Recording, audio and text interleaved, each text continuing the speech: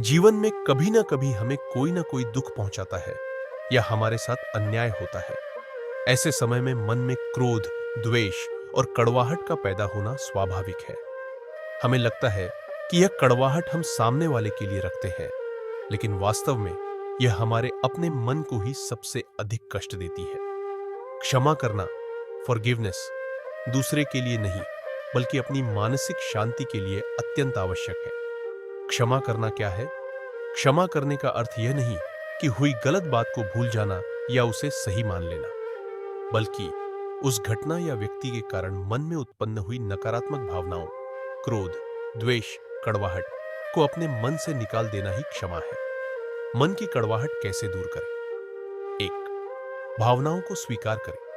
सबसे पहले यह पहचानें कि आप क्या महसूस कर रहे हैं, क्रोध, दुख या पीड़ा, और उसे स्वीकार करें। भावनाओं को दबाए नहीं। 2, घटित घटना को स्वीकार करें। जो हो चुका है उसे बदला नहीं जा सकता, यह सत्य स्वीकार करें।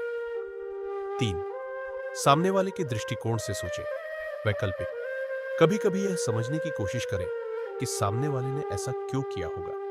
इससे समझ और सहानुभूति बढ़ सकती है, हालांकि यह आवश्यक नहीं है। 4, स्वयं को क्षमा करें। यदि आपको लगता है कि कहीं आपसे भी गलती हुई है, तो खुद को भी माफ करना उतना ही जरूरी है। 5, नकारात्मक विचारों पर नियंत्रण रखें।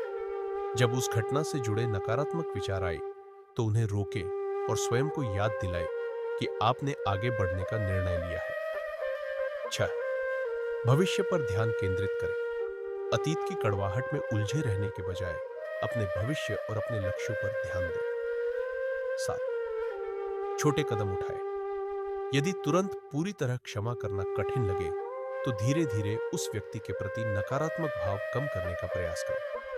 क्षमा करना एक प्रक्रिया है जिसमें समय लगता है, लेकिन जब आप मन की कड़वाहट छोड़ देते हैं, तो आप स्वयं को मुक्त कर लेते हैं और जीवन में आगे बढ़ने के लिए तैयार होते हैं। इससे आपको आंतरिक शांति मिलती है और आप अधिक सुखी एवं संतुलित जीवन जी पाते हैं।